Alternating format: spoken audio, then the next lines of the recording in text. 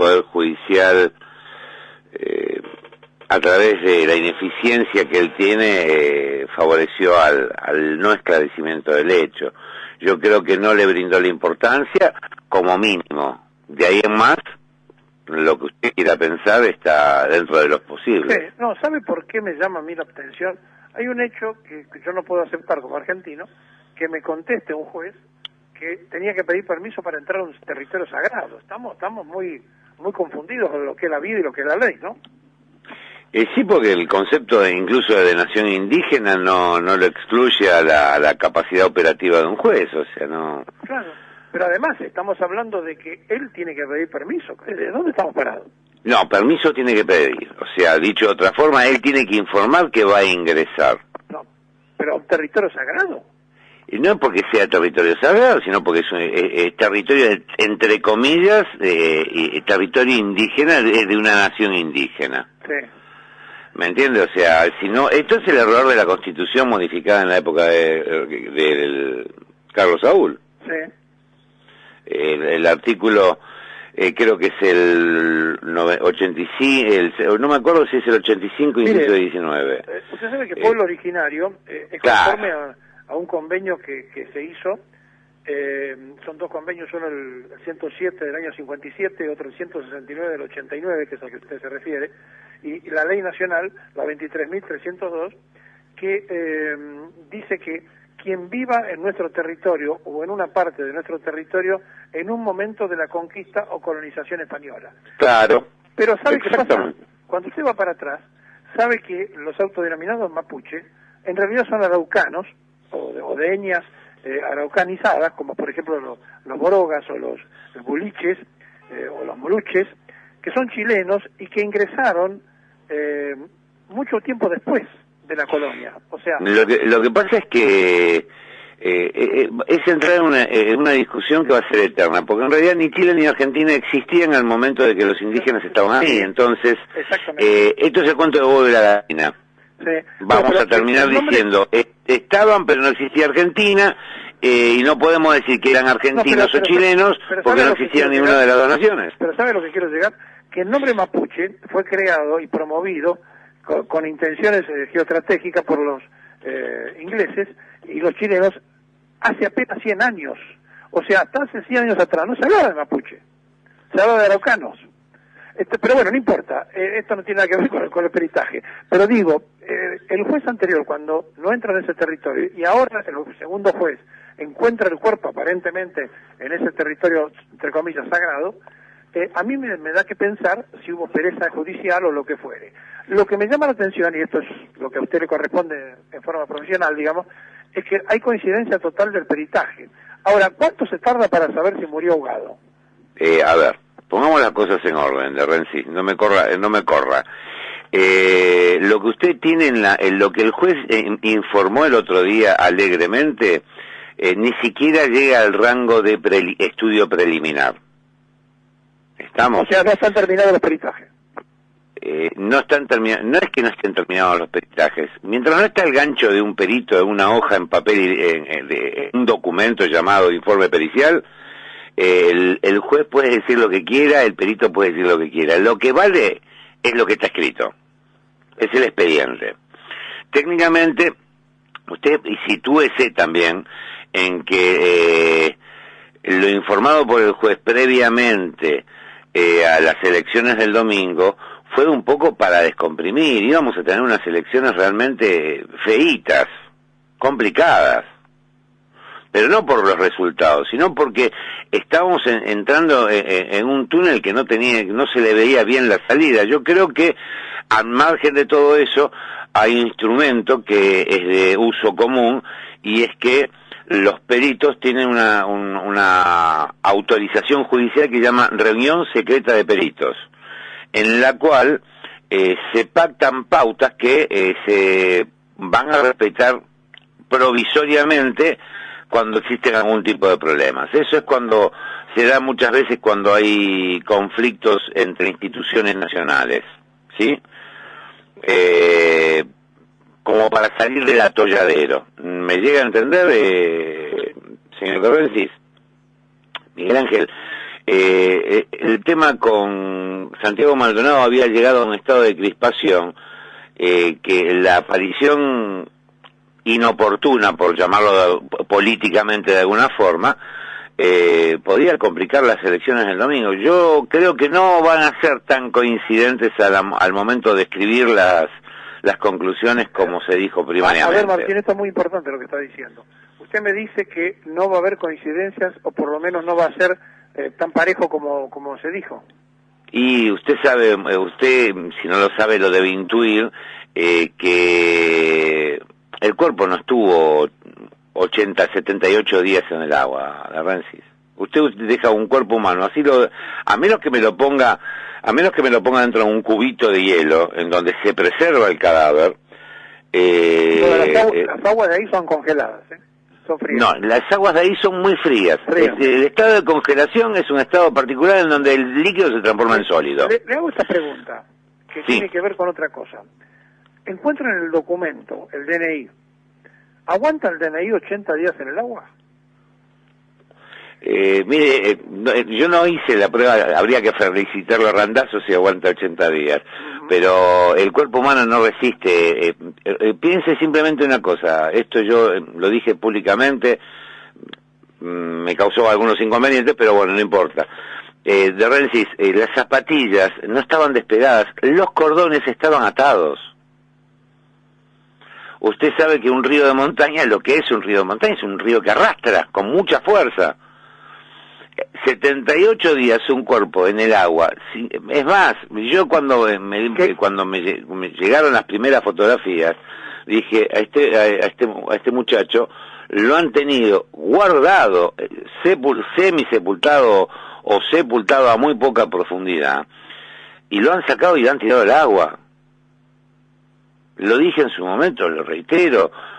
A mí no es más, me discuten este tema, es muy sencillo. Yo tomo un cadáver, lo llevo, lo suelto en la misma zona, y vamos a ver cuánto dura un cadáver en el agua a esas velocidades de río, con un río que se desplaza a 7 kilómetros por hora. No, en eso yo coincido, y además, lo primero que uno piensa, bueno, se trabó en una piedra, en un palo, en algo, pero no puede estar justamente donde cruzaron. Pero Miguel Ángel, algo más absurdo todavía, si se traba, se rasgan las vestiduras de la persona. Este muchacho tenía la ropa entera. Hubo que desvestirlo con sumo cuidado. Le pregunto al perito profesional, ¿lo plantaron el cadáver? Sí, para mí sí.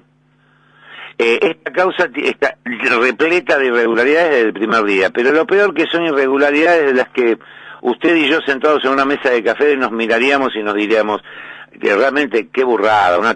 Ocultar una cosa así no tiene el más mínimo sentido. Yo creo que esto arranca, no es que a Santiago Maldonado lo asesinaron, no es que lo chuparon y lo torturaron hasta que murió, no. Han ido a detener, se les ha quedado por la razón que haya sido un infarto, hipotermia, imagínense cualquiera, y algo que iba a ser un aprete de Rensis terminó en un homicidio. Esto de Rensis lo vemos muchas veces y no nos damos cuenta diariamente. Gente que entra a robar a un lugar, y una persona le da un paro cardíaco, y algo que era un robo sin violencia de la que provoca muerte, el individuo fallece porque estaba en un estado delicado y fallece en ese momento. Rubén, ¿y usted se convirtió en un homicida? La pregunta, Marina, es la siguiente. Si firmaron o no firmaron, usted me dice que no firmaron, que es un comunicado de prensa más que otra cosa. Claro. La coincidencia de los peritos. Y por otro lado, si... la pregunta es, porque parece una pregunta tonta, pero es muy importante. Si el documento de identidad aguanta 80 días en el agua, porque si aguanta 80 días en el agua, estamos ante un DNI fenomenal que construyó la Argentina. ¿Se acuerda usted que en otra época, en los 90, queríamos que lo vinieran a hacer los alemanes? Porque la tecnología argentina aparentemente no podía hacer los pasaportes o los DNI. Entonces, me parece que es una pregunta que nadie se ha hecho y nadie ha recurrido. Es una pregunta técnica que se resuelve muy fácil, preguntándole a la gente que está en ese tema. Es decir, ¿aguanta un documento 80 días en el agua o no aguanta? Porque encontraron el DNI como si tuviesen la necesidad de que se identificara sí o sí que era Maldonado. Le comento algo más. Yo al menos no tengo hecho experiencias previas sobre el documento nuevo, el tipo tarjeta o el tipo libreta que hizo en su momento Randazzo. Lo que sí le digo, no hacía falta mucha tarea investigativa para llegar a la conclusión que se trataba de Santiago Maldonado. También lo dije desde el primer día, si usted tomaba la foto de frente del óbito encontrado y teníamos muchas fotografías de Santiago Maldonado con el rostro en primer plano, lo hacía correr el mismo software que se utiliza para las canchas y había identificación positiva. ¿Cuánto hace que usted es perito? 20 años. 20 años. O sea que usted, si lo llamaran para trabajar en esto, empezaría a trabajar con que el cadáver fue implantado y no que estuvo 80 días en el agua. No, primariamente yo lo que haría es tomar muestras de absolutamente todo el polvillo que tenga la ropa encontrada. Y dígame, dicen que no hay marcas en el cuerpo, que aparentemente murió por ahogamiento. Si esto fuese yo en eso coincido, de que no creo que haya habido una paliza ni nada por el estilo. Sí, un zamarreo, y eso no va a quedar detectado, el tejido blando se perdió. Recordemos sería, se le muere ahogado, lo sacan, lo esconden y después aparece otra vez en el agua. Y yo lo que creo es que en realidad en el agua estaba. No estoy totalmente convencido de que haya fallecido ahogado todavía. ¿Cuánto se tarda para saber eso? Que los pulmones, la autopsia que se tiene que hacer y demás. ¿Qué tiempo te lleva eso? No, eso no tendría que durar más de una semana. Ajá. La determinación. Sí. Y la determinación sea porque lo que hace es se toman muestras microbiológicas y se las compara a ver si hay restos en médula, cerebro, hígado, intestino.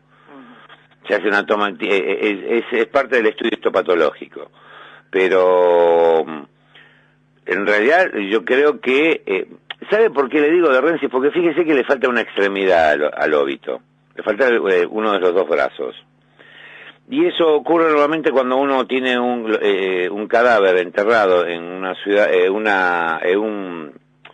una necrópolis no citadina, en donde hay muchas alimañas. Si lo tiene a poca profundidad, las alimañas, los animales carroñeros tironean de la parte más próxima y la dejan expuesta, y es la que siguen agrediendo. ¿Me entiende? Hasta eso me coincide. No me coincide con un óbito encontrado de cúbito ventral, con la cabeza inmersa en el agua, con el torso, con la parte de lo que sería expuesta del tórax y cara metida dentro del agua. Porque le tendrían que faltar los dos brazos en el último de los casos. ¿Me entiende, Miguel Ángel? Ahora, ¿cómo sería, de acuerdo a esto, si no estuvo tanto tiempo en el agua? ¿Se ahogó en el río o lo ahogaron en otro lado? No creo que lo hayan ahogado en otro lado. Yo lo que sí creo es que hubo una situación de forcejeo.